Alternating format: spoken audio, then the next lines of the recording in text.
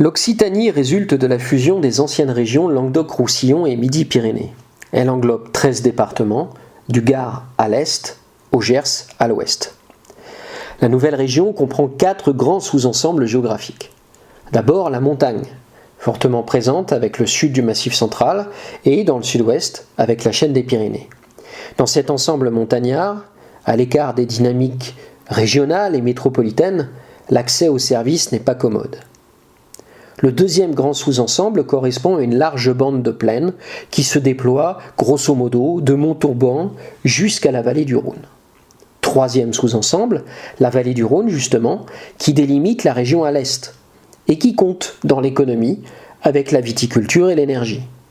Et enfin, quatrième et dernier sous-ensemble, la façade littorale, aménagée et touristique. L'Occitanie s'étend sur 72 700 km². Elle compte 5,8 millions d'habitants, sensiblement le même nombre d'habitants que la Nouvelle-Aquitaine voisine. Avec 80 habitants par km², la densité de population en Occitanie est inférieure à la moyenne de la France métropolitaine, de l'ordre, vous le savez, de 118 habitants par km².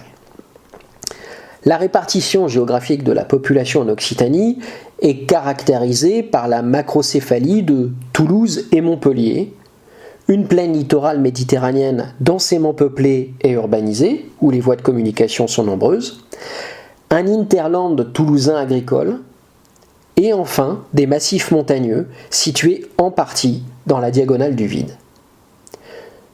Ne vous méprenez pas, Toulouse et Montpellier sont certes deux agglomérations ayant le statut de métropole, mais elles sont en fait incomparables.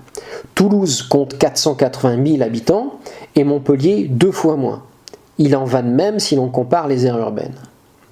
Pour le reste, des villes petites et moyennes, comme Rodez, Cahors, Mende ou Milhaud, assurent des fonctions de centralité. D'autres font office de porte d'entrée des vallées des Pyrénées, comme Lourdes, Tarbes, Foix ou Saint-Gaudens. Enfin, d'autres cherchent à changer de trajectoire.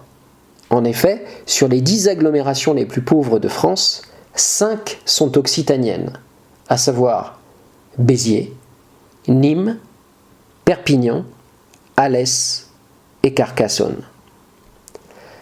L'attractivité du territoire régional a donc aussi pour conséquence de générer de la pauvreté faute d'emploi, même si la situation est nuancée selon que l'on soit dans l'ex-Midi-Pyrénées ou dans l'ex-Languedoc-Roussillon.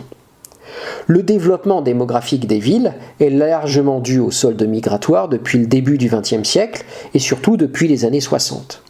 Cependant, toutes les villes ne connaissent pas pareille croissance. Toulouse et Montpellier se détachent.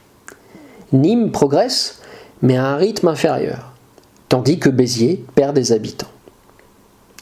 Au plan démographique, et comme en Aquitaine, le nombre d'habitants varie de façon considérable d'un département à l'autre.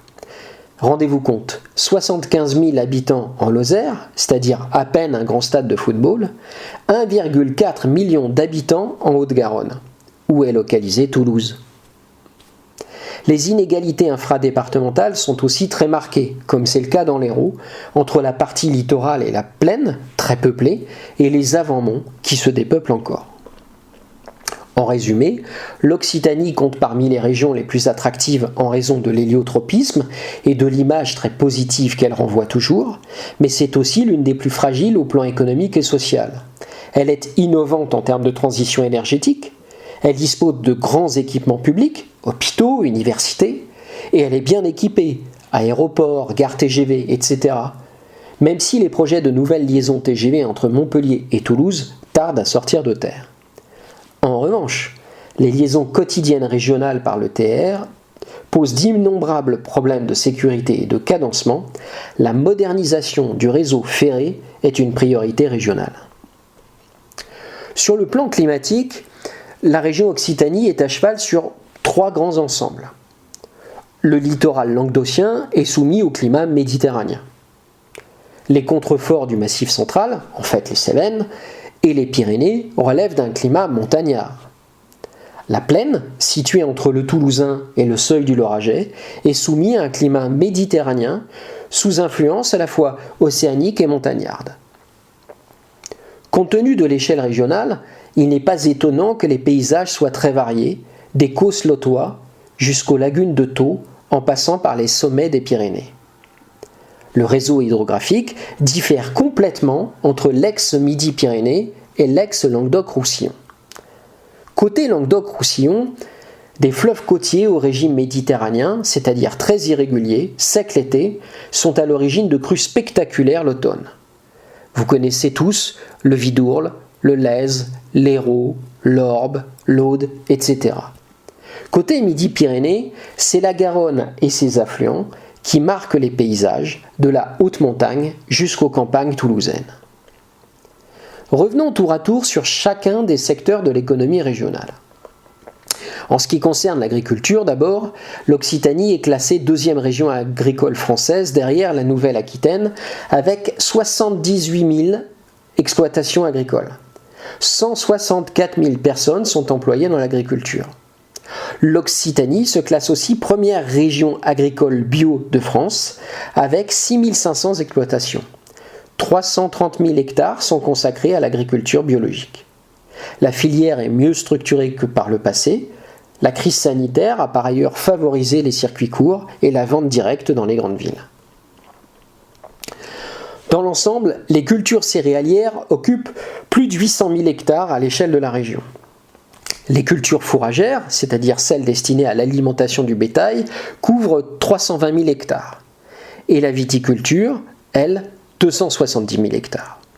L'Occitanie est la première région ovine de France puisqu'elle concentre 32% des effectifs français et assure 29% de la production de viande et 73% de la production de lait national. C'est aussi la troisième région agroalimentaire de France avec plus de 7000 établissements consacrés à l'agroalimentaire. Enfin, l'Occitanie se classe comme premier vignoble mondial en superficie pour les vins à appellation d'origine bénéficiant d'une protection. L'économie repose schématiquement sur l'industrie et les services, ceci dit, en particulier dans l'ex-région Midi-Pyrénées. Dans l'ex-Languedoc-Roussillon, on parle plutôt d'une économie résidentielle et le tourisme joue également un rôle important. Grâce à Airbus et ses dizaines de sous-traitants, Toulouse demeure une grande ville industrielle, même si elle est malheureusement tributaire du marché aéronautique. La crise sanitaire de 2020 a donc frappé l'économie régionale car le trafic aérien a été quasi nul pendant plusieurs mois. De nombreux sous-traitants, comme ceux localisés à Figeac par exemple, sont au bord du dépôt de bilan en raison de la baisse des commandes. Les petites villes spécialisées comme Figeac, si elles perdent ses fabricants, verront des dizaines de familles, d'ingénieurs, d'employés et d'ouvriers quitter la ville, ce qui aura des répercussions sur le commerce et les recettes fiscales locales et intercommunales. Le développement économique de Montpellier et sa région relève largement de son attractivité, c'est-à-dire des administrations publiques et surtout de l'arrivée de nouveaux ménages qui eux-mêmes génèrent une forme spécifique de demande de services plus ou moins élaborée dont l'activité dépend. Foncier, bâtiments, travaux publics, audits, commerce, etc. C'est pourquoi on parle précisément d'économie résidentielle. En Occitanie, de nombreuses villes, petites et moyennes, jadis très prospères grâce aux industries textiles, métallurgiques ou aux mines, connaissent aujourd'hui de grandes difficultés. On peut citer parmi elles Decazeville, Bédarieux, la Grand-Combe ou encore Lodève. D'autres, à l'inverse, dans l'ère d'influence des métropoles, comme Clermont-Lérault ou Gignac, échappent à la déprise puisque l'économie résidentielle leur bénéficie aussi à rebours de la grande ville voisine qu'est Montpellier. L'industrie régionale a été marquée par la catastrophe d'AZF à Toulouse qui fit 30 morts et 2500 blessés en 2001. L'accident industriel survenu à Rouen en 2020 en est un sombre écho. La question des risques technologiques et industriels se pose de façon permanente pour les urbanistes et les collectivités, en plus des problèmes de sécurité d'installation. En effet, des usines implantées au XIXe siècle ou au XXe siècle en périphérie des villes ont peu à peu été rattrapées par l'urbanisation, au point de se retrouver dans de vastes agglomérations. Il faut réduire les risques en relocalisant les industries les plus dangereuses ou bien en faisant évoluer leur production.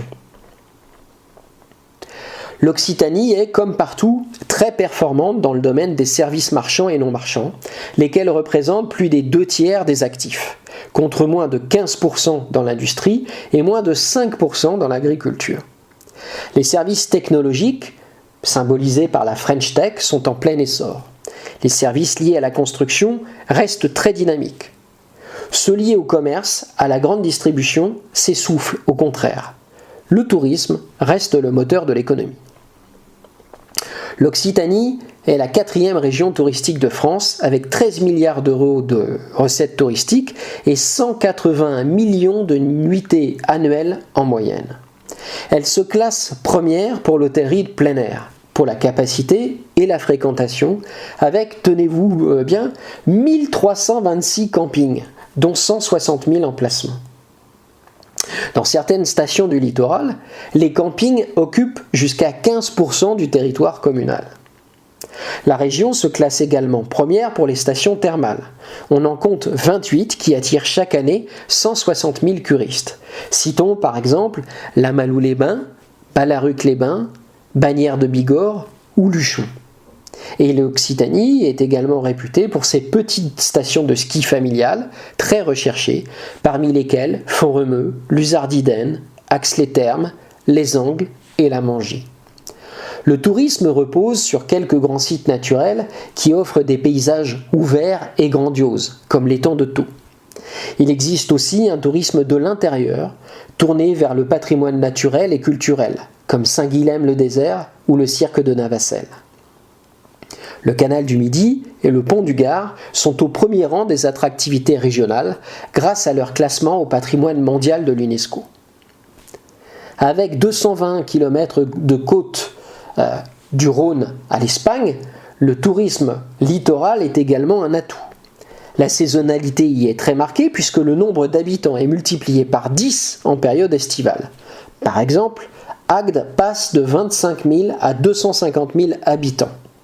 Et à la Grande Motte, le nombre d'habitants saute de 8 500 à 120 000 en période estivale. C'est dire si le littoral reste attractif, autant pour les résidents secondaires et les vacanciers, français, allemands, néerlandais, belges et scandinaves, que pour les résidents permanents. En 2016, 350 000 personnes résidaient de façon permanente dans une des 30 communes littorales de l'ex-région Languedoc-Roussillon. Entre les années 1960 et 2020, la plupart des villes balnéaires ont enregistré une sensible augmentation du nombre d'habitants pour partie retraités. L'attractivité de la côte du golfe du Lion n'est pas nouvelle. Les Nîmois se pressaient autrefois au Gros du Roi, les Montpelliérains à Palavas et les Biterrois à Valras. Presque partout, le chemin de fer a été à l'origine du développement des stations balnéaires de première génération, ce qui remonte à la fin du XIXe siècle. Durant les années 1960, la mission Racine a contribué à l'essor régional en favorisant un nouveau modèle de tourisme populaire. Deux objectifs à l'époque, littoraliser l'économie régionale et concurrencer la Costa Brava. 50 ans plus tard, premier problème. Les stations touristiques construites à l'époque sont vieillissantes car elles ne sont plus conformes aux standards actuels du tourisme, de l'habitat et de l'environnement. L'idée même du tourisme de masse semble peu à peu dépassée. De surcroît, les stations touristiques ne sont pas ou mal connectées aux villes rétro-littorales et demeurent sans lien les unes aux autres, pas plus qu'elles n'ont de lien avec leur arrière-pays. Le modèle d'urbanisme des 30 Glorieuses, très tributaire de la voiture en fait, est aussi remis en question. Deuxième grand problème, et non des moindres, sur 180 km, les côtes sont basses et sableuses, le Cap d'Agde, le Mont-Saint-Clair à Sète et les environs de Collioure faisant exception. En favorisant l'urbanisation massive de ces zones au titre de l'aménagement du territoire, les pouvoirs publics et les collectivités territoriales ont gagné leur pari économique, mais elles ont en même temps aggravé les risques. Le recul du trait de côte, le risque de submersion marine et l'élévation, lente mais certaine, du niveau de la mer, nous obligent à réorganiser de vastes territoires touristiques et relativement pauvres. Ici encore, les géographes ont un rôle à jouer, au profit de la nature et de la société.